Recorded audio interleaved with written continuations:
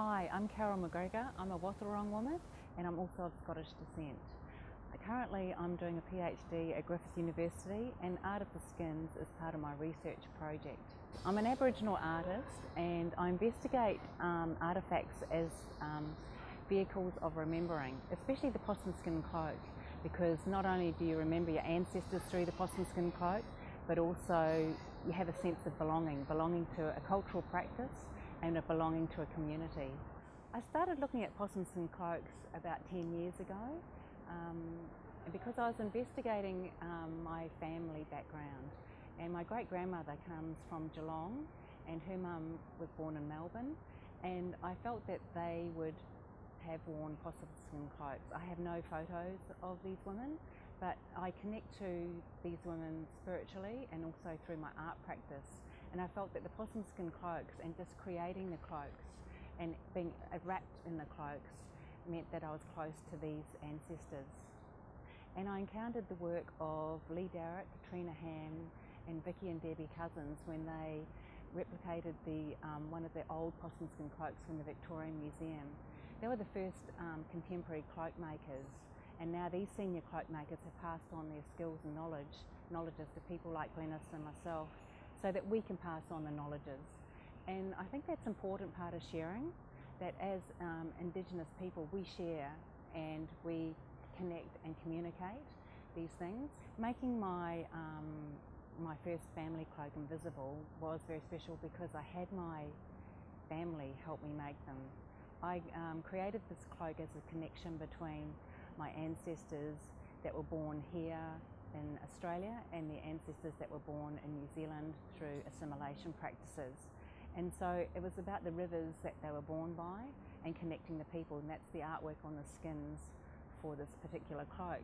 But when my children put this cloak on, or when my brothers and sisters or my cousins or my dad puts the cloak on, it is a sense that we're all connected through our ancestors, not only through our DNA and our heritage, but through our spirits, through our knowledges that are passed on from generation to generation. But I'm doing a PhD and my research project is called Art of the Skins, Remembering and Unsilencing. And the important thing is to unsilence our histories. A lot of things have been covered up. And when I'd looked at I'd started to read about the country I live and work in here, and when I looked in, I got little hints about cloaks and rugs here, and I knew there was no material culture or contemporary practice of making them. And so I investigated further and found a lot of references, and the references go as high up as Townsville. And so cloaks, possum skin cloaks, were a big part of material culture, not just keeping warm and swaddling babies in, but also to put your artwork on, your sense of identity.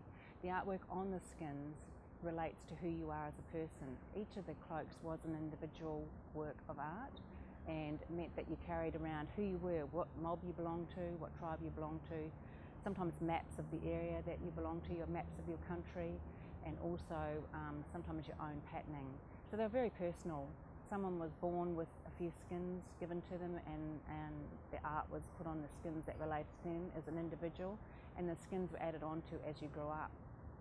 So these cloaks were very special. That I knew that the cloaks were here and the rugs were here, but did they have the art on the skins? And finding these references, it grew to many other references showing that yes, they did have artwork on the skins in a very similar way to Victoria. So they are connected in that way. And I also think that when people came together for festivals and feasting, like the Bunya Nut Festival, that there was always a sharing of methods and a sharing of knowledges and skills. And I know that one of the strong references we have is at the festival of people with the cloaks and how they made the cloaks and used the same tendon, the kangaroo tail tendon, and sewed the same way and incised with mussel shells and ochres and fats. So they were created in exactly the same way. With the Art of the Skins project here in the southeast Queensland with the State Library Queensland, the workshops have taken on, they actually grew to a lot bigger than what we originally planned them to, because a lot more people wanted to be involved. So we went from 3 cloaks to 6 cloaks, and I think there was over 120 artists and participants in the workshops.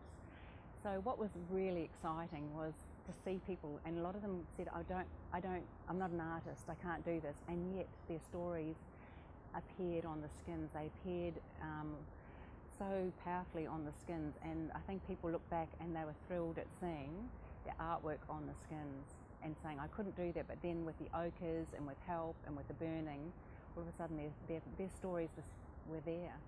And then creating cloaks that organically came together.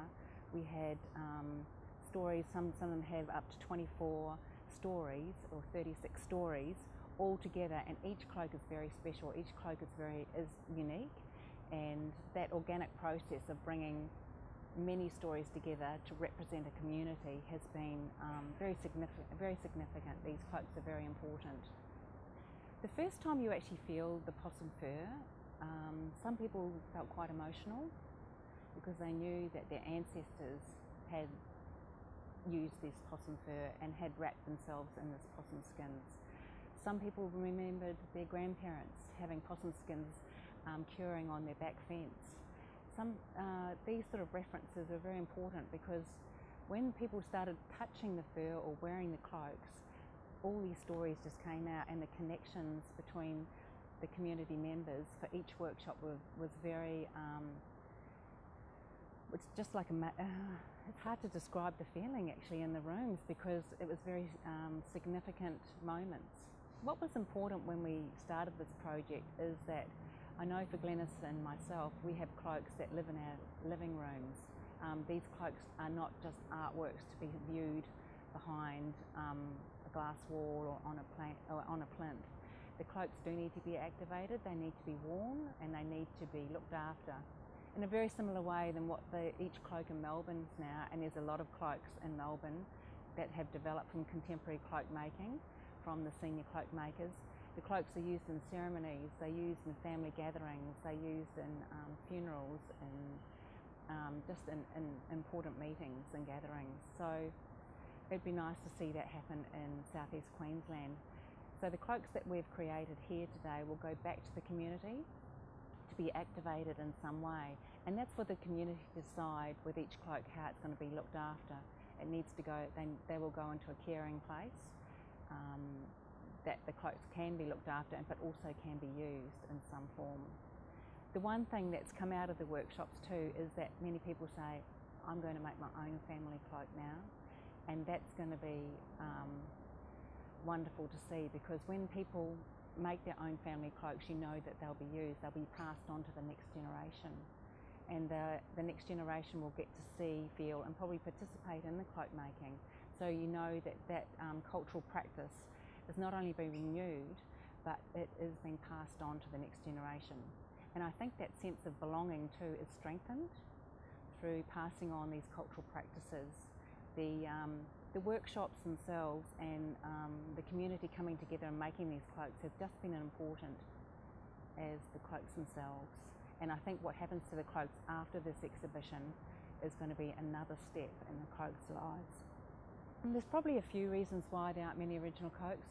You were buried in your cloak, as the cloaks were a very personal item and part of your identity, so usually people were buried in their possum skin cloak.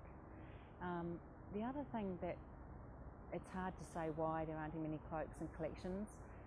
They might have been in cloaks in collections, but they hadn't been looked after. I know there was one old cloak in Germany, a very beautiful cloak, and it wasn't looked after, and it had insect attack, and I think it was destroyed. So they needed a bit of looking after the original cloaks because of the way that they were cured. Because usually you'd look after your own cloak. Each year you'd probably lather it with more flat fats to keep away insect attack and just by the act of wearing it. But once the cloaks didn't belong to a person, or they weren't attached to a person, they lost that sense of being looked after. One thing about contemporary cloak making practices is using the skins from New Zealand. We're sourcing them ethically as possums are being culled over there, as they're not a native animal and they're destroying the wildlife over there and also the native forests. And I think that echoes our practices, our traditional practices, that we are environmentally concerned. We never had out of balances like they have in New Zealand with the possums. We always looked after our country. We always looked after every animal and every plant in our country, and when we did use a resource, an animal or a plant, we actually used the whole resource. We never wasted anything. So with contemporary cloak making, we're not wasting the possums that have been culled in New Zealand. We're using them for a cultural practice, a very important cultural practice.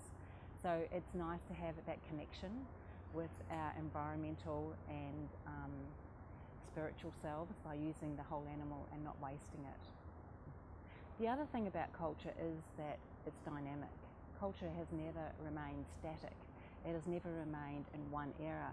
And I think as Aboriginal people, we've always taken advantage of any new skills or knowledges and passed them on if there's anything new that has come along. So I feel that the contemporary cloaks and using new materials like the skins from New Zealand or like using cotton instead of the kangaroo tail sinew, this practice, this contemporary practice, is just as strong as what is the practice that was wrested.